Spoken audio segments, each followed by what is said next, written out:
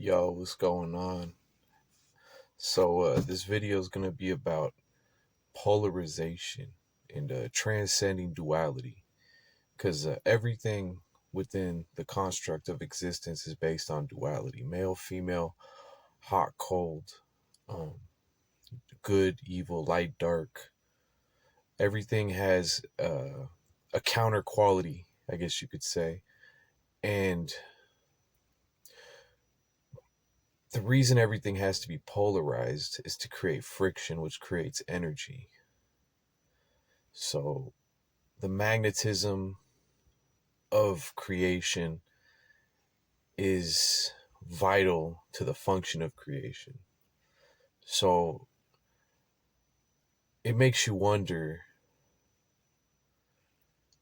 is duality necessary to function this construct? Most likely, from what I've been, reflecting and understanding, you know, the the construct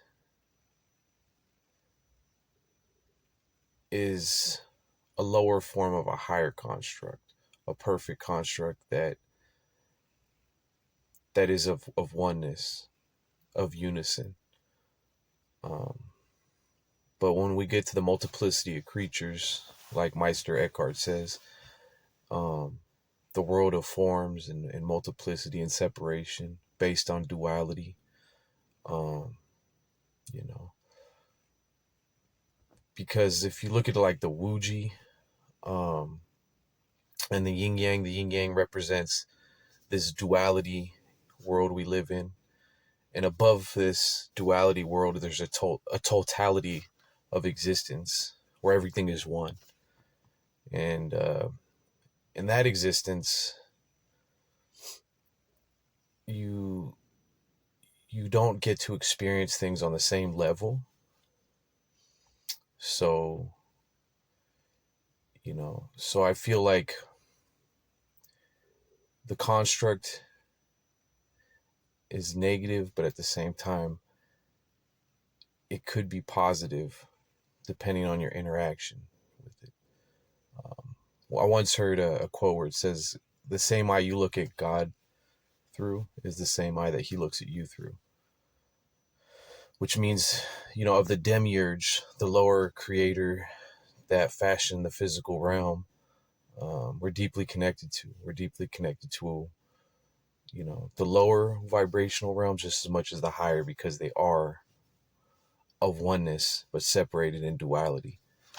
So we are connected, and we try to disconnect ourselves, from the negative, which is rightfully so, because the negative is basically an imbalance of the totality, the balance of perfection, which is truly love, because in love is oneness, but when you separate that oneness and you make two, then you get a reality based on dualistic principles.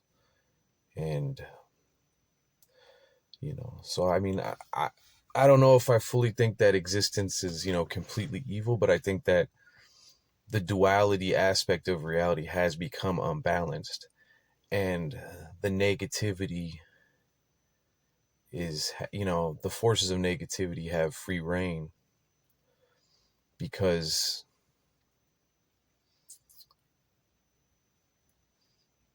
we've fallen asleep is what I think. I think we've fallen asleep, and we basically gotten lost in a dream, basically, I guess you could say. And but one thing I do know is that our true inner essence is eternal, you know and you can't be disconnected from yourself, if you know what I mean. Like, you are what you are, and that's an eternal principle from the foundations of existence. Everything has a point of creation, even on a metaphysical level. I'm not even talking on a physical level. I'm saying, like, your spirit has a point of creation, an origin, your essence. And you can bury it with trauma, with ego, with things like that, but it's always there. It's eternal. It can never be destroyed. I'm a firm believer in that, you know. Um, but But identity is another thing, that keeps us, we identify with the external, and the external is an illusion. So we identify with illusions, and therefore we really don't know thyself, as it said. So, I think that what Christ represented was, you know, um, well, I believe Christ is an actual being, a person, but I think that he's transcended this matrix, and he's with us in spirit, but he is the perfection of all creation. He is basically, I believe it's called the Wuji, he is the totality of everything, of all existence. And the duality, he was the first created, you know, and he came full circle, you know, as man was created in perfection, falls into extreme imperfection, and then returns back to perfection. It's the full circle. So, you know, so with the polarity and the duality, we have to look at things in a way that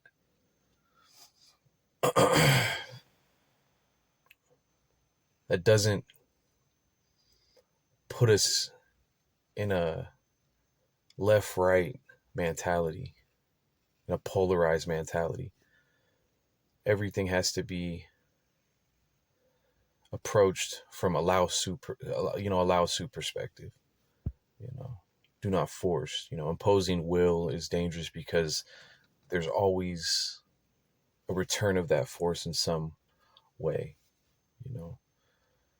So being so forced upon with your will, and the way you move through existence. True strength is eternal and firm and confident, yet humble. So you don't have to exert will to show your true strength. Your true strength's eternal and untouched. It's something that's it's divine and beyond comprehension. And your true essence really is something even beyond this physical plane of existence.